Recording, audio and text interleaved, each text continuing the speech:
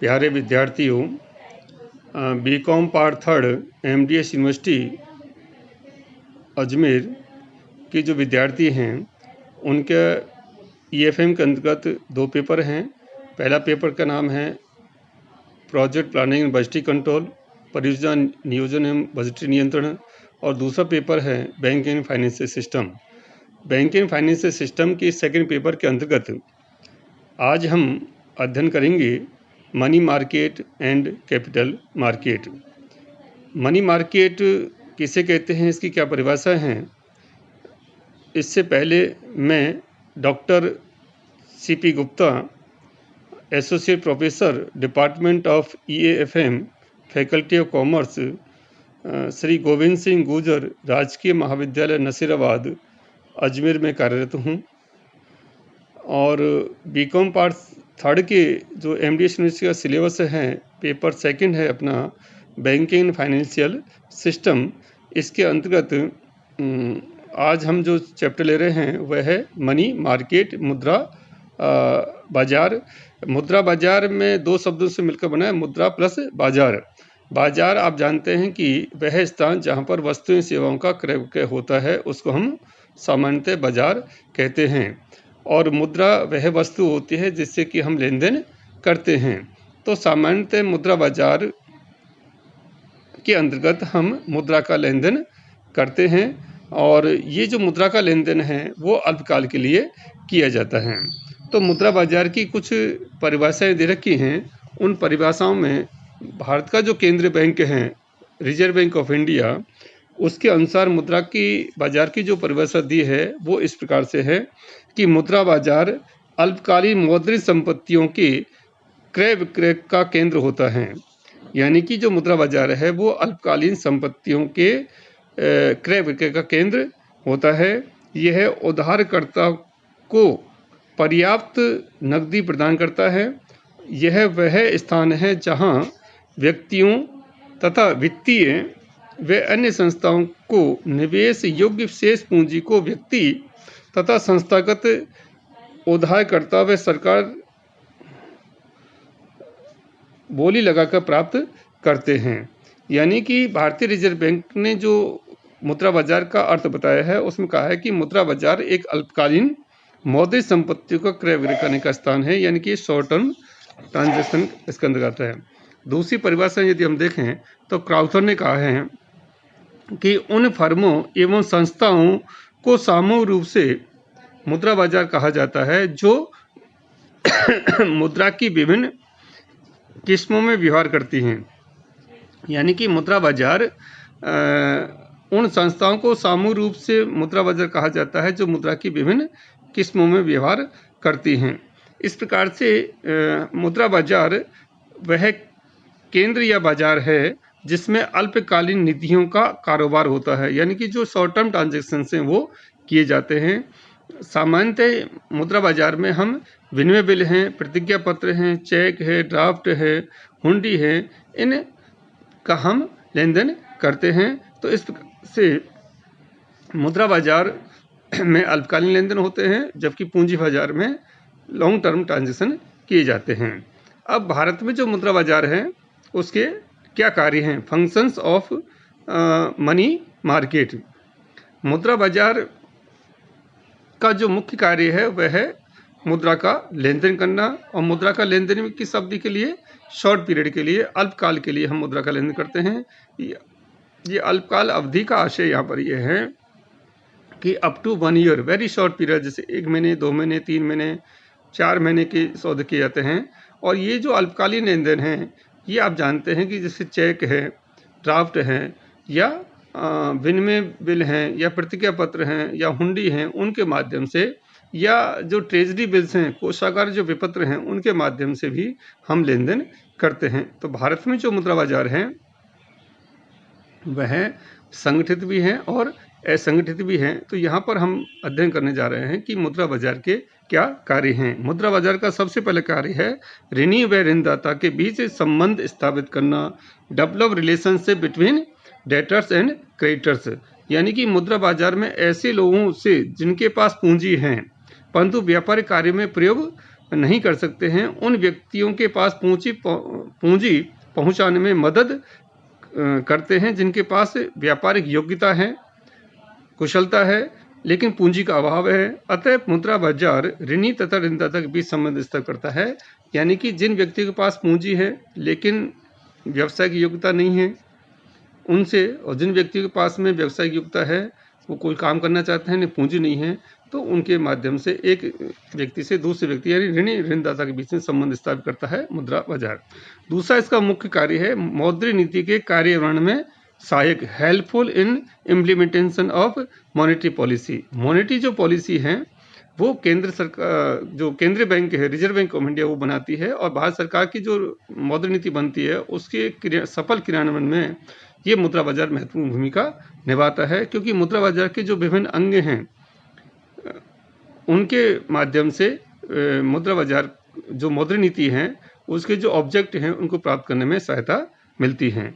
तीसरा इसका मुख्य कार्य है उद्योग तथा वाणिज्य को वित्त प्रदान करना, to provide finance for industry and commerce, यानी कि भारत में जो इंडस्ट्रीज हैं या जो वाणिज्य यानी कि व्यापार के लिए, उद्योग धंधों के लिए ऋण प्रदान करने का कार्य या फाइनेंस उपलब्ध कराने का कार्य मुद्रा बाजार के द्वारा किया जाता है। मुद्रा बाजार में हम जो व्यापारी हैं या उद्योगपति हैं वो अल्पकालीन जो सौदे हैं विनिमय प्रतिज्ञा पत्र या चेक के ड्राफ्ट के माध्यम से करते हैं। तो इस प्रकार से मुद्रा बाजार इन उद्योगपतियों को, व्यापारियों को वित्त प्रदान करने का कार्य भी करता है। नेक्स्ट इसका जो फंक्शन है वह है अल्पकालीन निधियों का विनियोजन, यानी कि investment of short term funds. जो अल्पकालीन फंड हैं, यानी कि किसी व्यक्ति के पास में या किसी बैंक या संस्था के पास में शॉर्ट टर्म के लिए फंड हैं, तो वो अपने फंड का ये उद्योगपतियों, व्यापारियों को उधार अल्पकाल के लिए दे सकते हैं।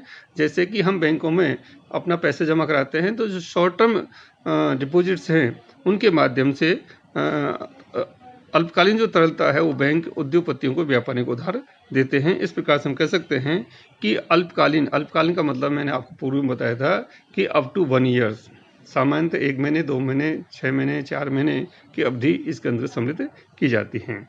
नेक्स्ट इसका कार्य सरकार को सहायता, हेल्पफुल गवर्नमेंट, यानी कि मुद्रा बाजार सरकार को भी आवश्यक अल्पकालीन वित्त प्रदान करता है, जो कि सामान्यतः ट्रेजरी जो बिल्स हैं, कोषागार जो विपत्र हैं, उनके जरिए सरकार को वित्त सुविधाएं प्रदान की जाती हैं।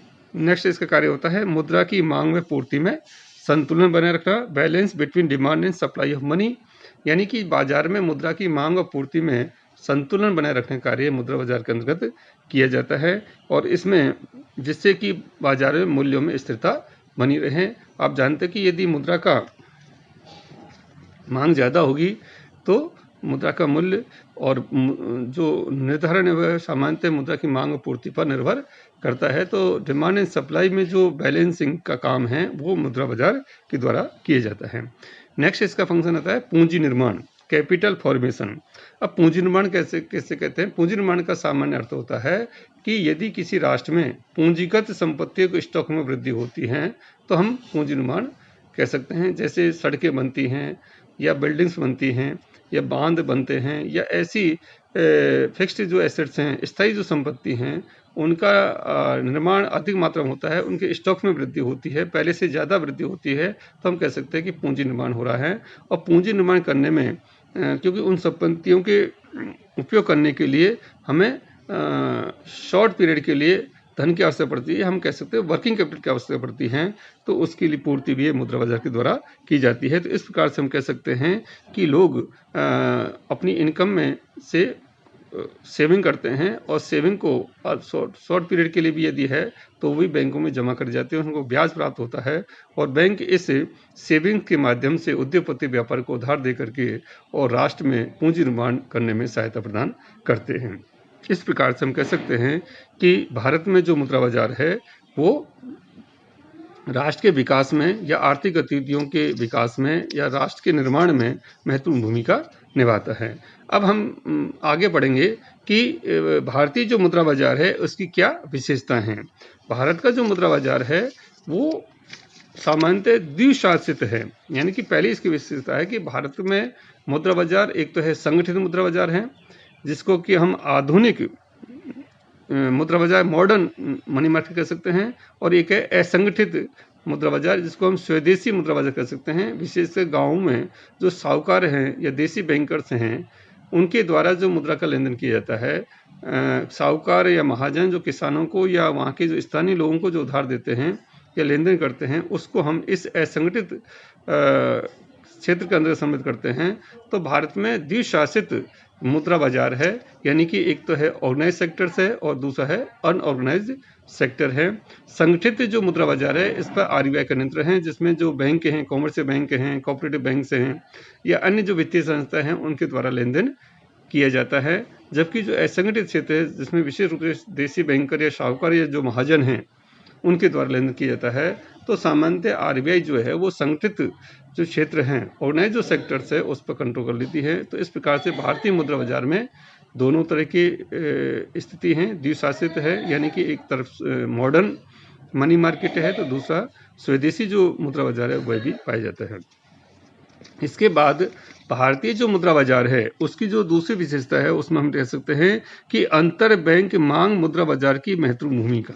यानी कि जो मनी मार्केट है, उसमें एक बैंक दूसरे बैंक से जो राशि है वो ट्रांसफ़र करके, और इसमें सबसे ज़्यादा ट्रांजैक्शन होता है। तो यानी कि ये संवेदनशील भाग है, यानी कि मुद्रा बाजार के द्वारा अंतर बैंक जो ट्रांजैक्शन है उसकी महत्वपूर्ण भूमिका होती है। मुद्रा बाजार में एक बैंक दूसरे बैंक से जो डिमांड करती है, उसकी भी महत्वपूर्ण भूमिका है।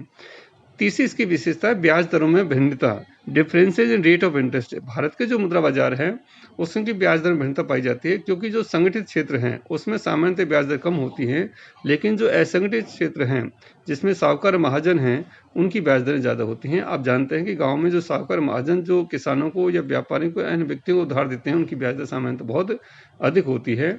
लेकिन आप यदि कमर्शियल बैंक से या एसबीआई से या अन्य किसी क्षेत्रीय ग्रामीण बैंक से या अन्य किसी बैंक से आप ऋण उधार लेते हैं, तो सामान्यतः उसकी ब्याज दर कम होती है, क्योंकि उसके ऊपर आरबीआई का, यानी कि जो केंद्रीय बैंक है भारत की, रिजर्व बैंक ऑफ इंडिया, उसका नियंत्रण होता है। तो इस प्रकार से कह सकते हैं कि भारतीय मुद्रा बाजार में ब्याज दरें अलग अलग हैं। हम ये भी कह सकते हैं कि विभिन्न बैंकों की जो ब्याज दरें हैं वो डिफरेंस पाया जाता है, यानी कि संगठित जो मुद्रा बाजार हैं उसमें सामान्यतः ब्याज दर कम होती है, और जो असंगठित मुद्रा बाजार है जिसमें साहूकार महाजन लेन देन करते हैं, उसमें ब्याज की दरें अधिक पाई जाती हैं।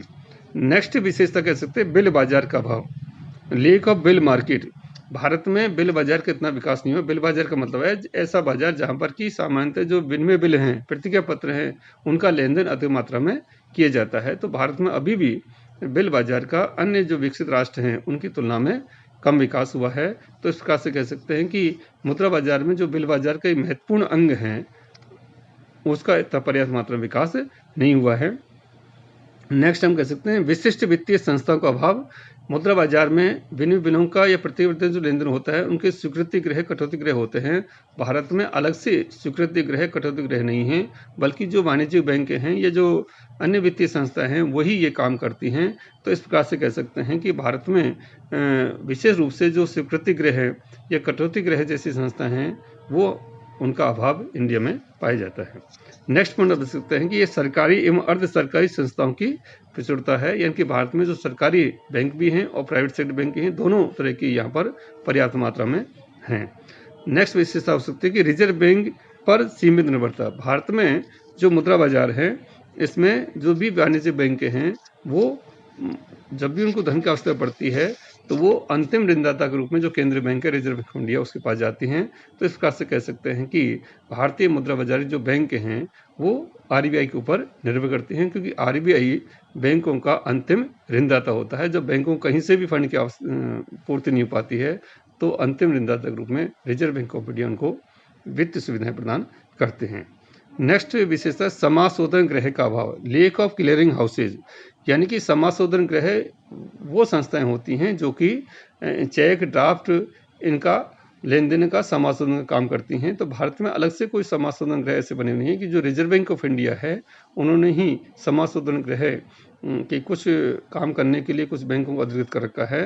तो इस प्रकार से हम कह सकते हैं कि भारत में अलग से समाशोधन गृह, क्लियरिंग हाउसेज की स्थापना नहीं हो पाई है। नेक्स्ट इसकी विशेषता कि प्रमाणित जो हुंडियाँ हैं उनका अभाव है, lack of standardised hundis. Bharat में जो विशेष रूप से असंगठित मुद्रा बाजार है उस जिसमें कि हुंडियों का चलन है, क्योंकि भारत में अनेकता में एकता है, अनेक क्षेत्रों में अलग अलग भाषाएं बोली जाती हैं, अलग अलग भाषाएं लिखी जाती हैं, तो इस कारण से कहते हैं कि जो हुंडी है उनकी भाषाएं भी भिन्न भिन्न होती हैं, तो और इनका कोई स्टैंडर्डाइजेशन नहीं है, प्रमापीकरण नहीं है। तो इस प्रकार से हम कह सकते हैं कि भारतीय जो मुद्रा बाजार है उसमें हुंडियों का कोई प्रमापीकरण या स्टैंडर्डाइजेशन नहीं पाया जाता है। तो इस प्रकार से आज हमने अध्ययन किया कि मुद्रा बाजार किसे कहते हैं। तो मुद्रा बाजार का सामान्य अर्थ आप कह सकते हैं कि एक ऐसा बाजार जहां पर मुद्रा का अल्पकाल के लिए लेन देन होता है, शॉर्ट टर्म ट्रांजेक्शन किए जाते हैं। और मुद्रा बाजार का जो कार्य हमने पढ़े हैं, मुद्रा बाजार की विशेषताएं पढ़ी हैं। आज की वीडियो में इतना ही। थैंक यू, धन्यवाद।